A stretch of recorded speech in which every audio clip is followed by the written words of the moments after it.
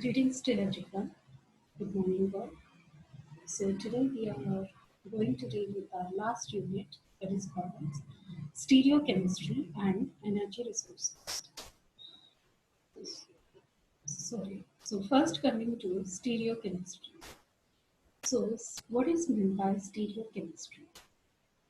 Isomers are different compounds with same molecular formula. You all know that. So the two major classes of isomers are constitutional isomers and stereoisomers. Constitutional isomers are also called as structural isomers.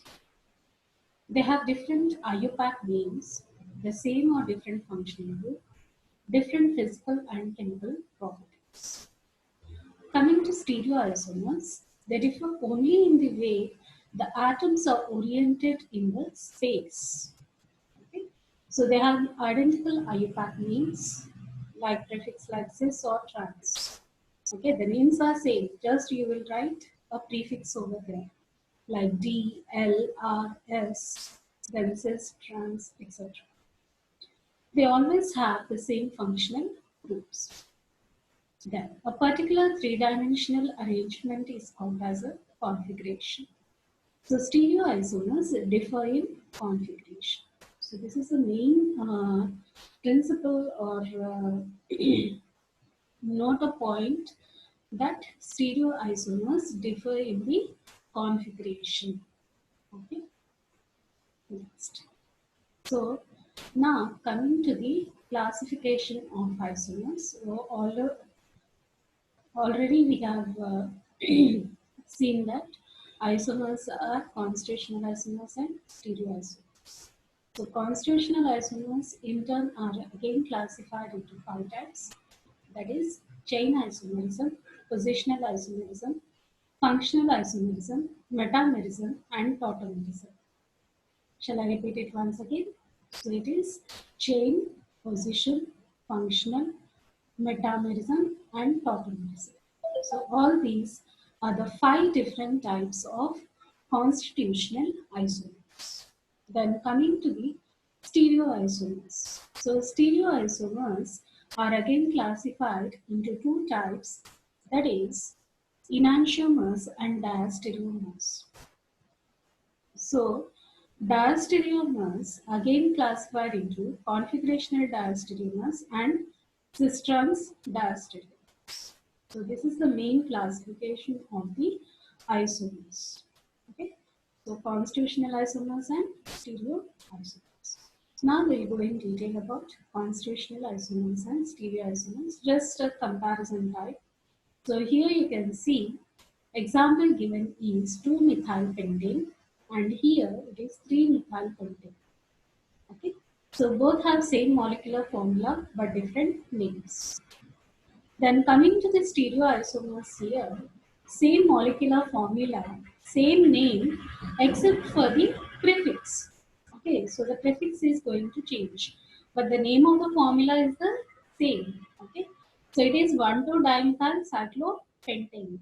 So it is what we are getting here, cis form, and here trans form. So this is cis form of 1,2-dimethyl-cyclopentane, and this is the trans form of 1,2-dimethyl-cyclopentane, which are diastereomers. Okay, a type of diastereomers. Okay. So got the main difference between constitutional and stereoisomers. So structural isomers depends on the different structures. Then stereoisomers, they have the same structure, just the prefix will change. Okay. So coming to the constitutional or structural isomers, you can see here the formula, that is C4H10. So how are these arranged? The arrangement is different, right? So this is iso form and this is N form. So N-butane and this is 2-methylpropane or isobutane. Okay. So these belong to constitutional isomers. Then we have ethanol and dimethyl ether. If you go to the formula, you can see C2H6O. And here also you have C2H6O. But There is a difference in the functional group. Here it is alcohol and here it is ether. So this comes in functional isomerism. Okay. So this is chain isomerism. This is functional isomerism. Or you can say this as positional isomerism also, because it is 2-methyl propane. And this is butane. Okay. Then coming to 1-chlorobutane and 2-chlorobutane, that is positional isomerism.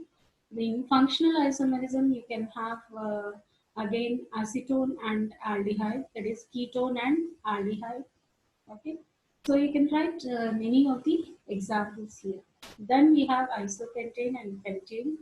So pentane, isopentane, structural, right? Then acetone and propionaldehyde. Okay.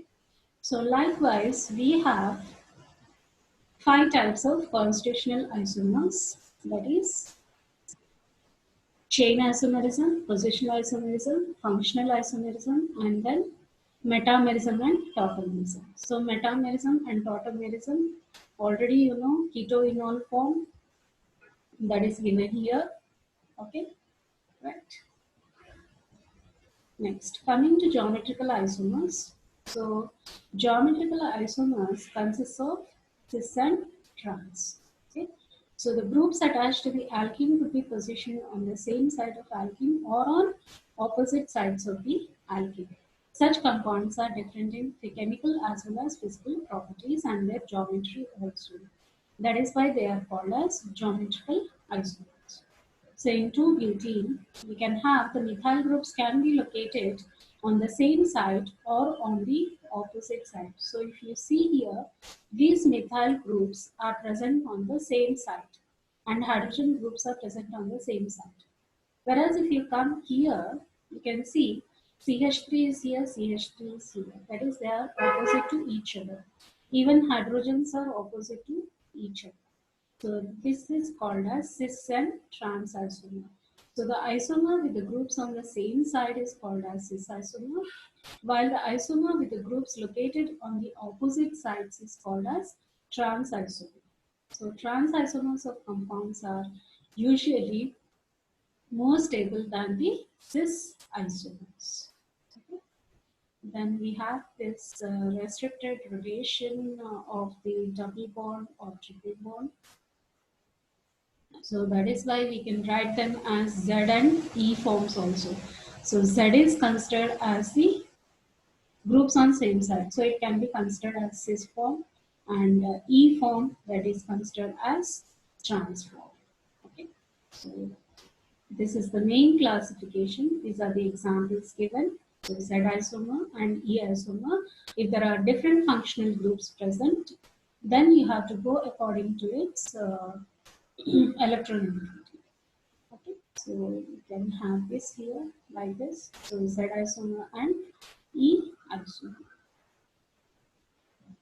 So identification is also a very complex problem for you all to identify cis and trans isomers. Okay. So you should be careful enough to identify the cis and trans isomers. Right. So this is about the classification of that is isomers, that is introduction to stereochemistry and classification of stereoisomers or structural isomers. So structural isomers and then stereoisomers. So enantiomers and diastereomers. In diastereomers we have cis-trans isomers. So enantiomers and diastereomers will deal them separately. Okay. So then we can distinguish between these 2 types of isomers. That is, in chirality, we'll discuss about these enantiomers and diastereomers in detail. Okay. So this is about the classification of isomers. Right. So if you have more examples, you can understand easily. Okay. That is why I have shown you these many examples. Okay. So that you can write down easily what it is meant. So if it is Z form or E form, cis form or trans form, right? So cis is on the same side, trans is on the opposite side. Similarly, Z is on the same side and E is on the opposite sides. Okay?